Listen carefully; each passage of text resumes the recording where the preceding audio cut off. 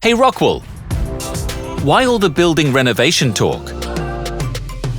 Because building accounts for 28% of global emissions, 40% in the US and 36% in Europe. In the EU, around 75% of buildings are energy inefficient, many of which will still be in use in 2050. So why the renovation talk? Because succeeding on climate action depends on our buildings being more energy efficient. The good news is that it's not rocket science and doesn't require new technologies, just using well-known materials and building practices. And there's more. A huge majority of people want to renovate their homes.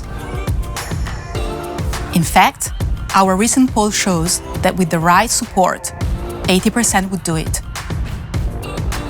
Energy-efficient buildings are healthier and more comfortable. They emit less carbon and lower energy bills. You could even say that they literally insulate people from high energy prices. So what's not to like? Check out our Sustainability Report 2021 to learn more.